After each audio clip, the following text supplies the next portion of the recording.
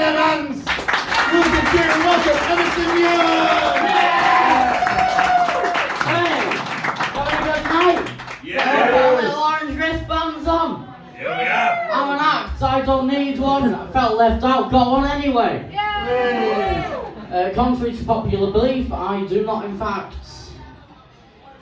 have autism. Autism's got me, motherfuckers! Yeah, I am autistic. I'm also dyspraxic, I've got sensory processing disorder, I've got ADHD. It's basically, yes, there's at least one in, more judging by all the interruptions, to be fair.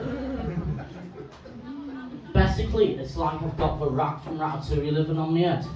Except he's brought all his friends with him and we've all got very different directions in life. It's, there you go. Yeah, it's, well, I make... Sorry, I just heard the phrase, did you know there was a comedy night on? I'm going to answer for them. No.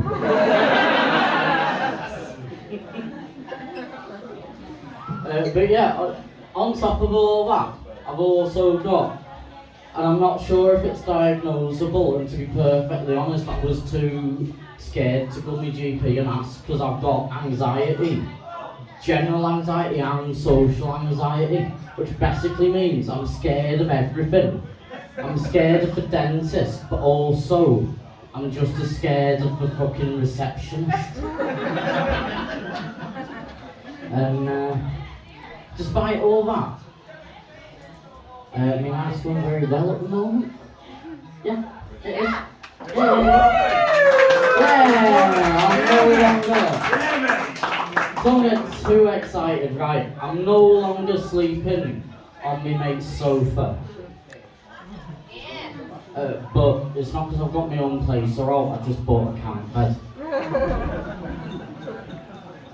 Now, people often assume shit about me because I'm autistic. Like they'll assume I must be really into things like trains, computers, dinosaurs, all that stereotypical bullshit. It's annoying, right? What's the annoying thing about those lazy, stereotypical judgments is, I genuinely do love all the fun things. I'll be there. On a train, preferably class 142 pacer. They've all been scrapped now, it's difficult. I never knew you could grieve for a train. Are we there, right? Are we there on me class 142? Using me portable computational device to look at a picture of a fucking triceratops. I'll be having the time of my life! Yeah. I did find one thing about being a teenage railway enthusiast did tend to make me rebellious teenage phase a little bit less rebellious than everybody else's. Let's just say, while many of my peers were, experimenting a little bit, maybe on drugs, I were on the 1754 Northern Service to Doncaster via Rotherham Central. Doing this normally makes it sound like a train announcer voice, but I'll be perfectly honest, it's just giving me sensory overload. I'm gonna stop. While many of my peers were so cute. Having sex, I were having no sex. Because it's against Northern Rail's conditions.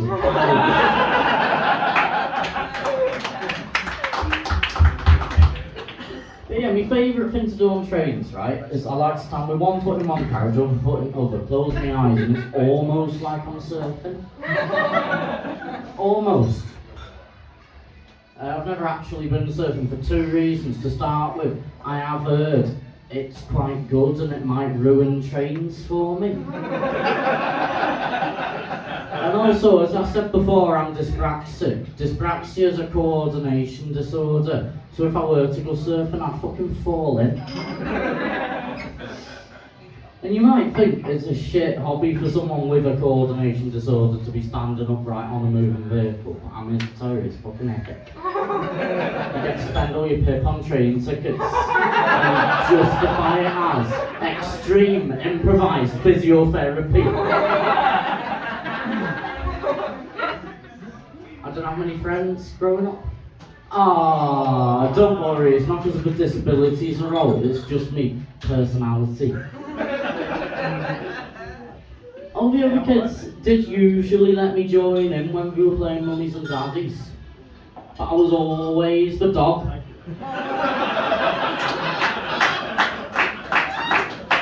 Never even the baby, always the fucking dog. Like these days, I could be one of multiple polyamorous daddies. Not in 2007. The baby gets bedtime stories. The dog gets dragged around playground on the end of a skipping rope. And if you're lucky, if you tie it around your wrist and not around your neck. Although I will say I did sort of appreciate the realism. And one day, I'll set the scene for your eye. The baby's playing on his Tamagotchi under his sweatshirt so the dinner ladies don't notice. And mummy's... Oh shit, mummy's fucked off to play on the swings. Daddy, presumably to take his mind off his obvious marital problems with mummy, who is at this point swinging upside down from the monkey bars showing everyone a Hello Kitty knickers. Daddy took me for a walk, got bored halfway through, tied me to a drain pipe and just fucking left me there. It were alright for a bit. Like any good little autist, I had a pocket full of Hot Wheels cars and plastic dinosaurs. Because it was 2007, they hadn't invented fidget spinners yet. But after a while, there was a problem, right? Because that kid came along, you know that one kid? He spent the first half of playtime collecting all the sticks he can from around the playground, spending the second half finding out special needs kids and chucking sticks at them. And he found me.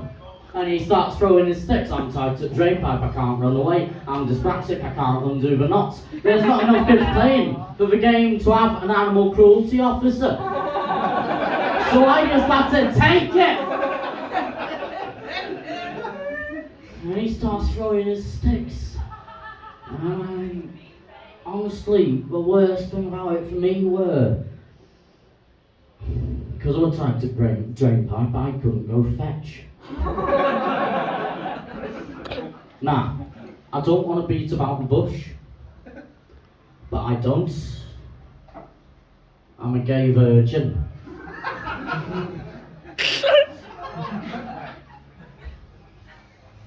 Yeah, for a long time I assumed I was asexual, turns out I'm just an unmotivated gay. In more ways than one, I can't be fucked. And I can't be arsed either.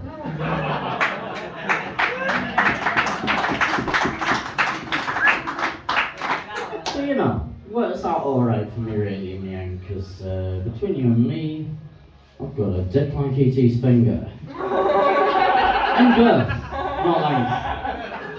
And it don't light up. Which is a shame, because if it did light up, it'd be a hell of a lot easier to find it in the dark. But yeah, I am actually attempting to become would be practicing gay. I mean, I know I need to practice. The problem is, it's not that my standards are too high, right? If anything, they're too low. Because I would be prepared to marry any guy who was willing to marry me on a train. Within the confines of Northern Rail's terms and conditions. Problem is, the other guy's standards, they have to be even lower.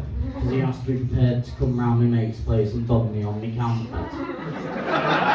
And the only guys I've found who are willing to do that are fucking weirdos! Yeah. I did find a guy fairly recently, and we were getting on okay, and we were having a chat, and I thought maybe he could be the one. Not like the one, I just mean the one that I awkwardly ask out on a date, and he might say yes, and if he says yes, fingers crossed we both turn up to the date.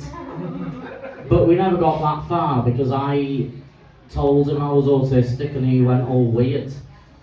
And I was like, you alright mate, is it something I said? And he said, no, it's fine, it's just no offence, but, which is what people always say before they say something really offensive. He said, no offence, but I just don't think morally I could ever date or have sex with an autistic person. Morally! I know you said sex were on cards, but morally! I'm autistic, I'm not a fucking cat! I got all the dog stuff out of my system when I were at school. But you know, I guess at the end of the day, and it's not my problem, it shouldn't be my problem, it is my problem, but it should be his problem. At the end of the day, I guess I've just got to accept and acknowledge that for some people, the tism just doesn't make them chism.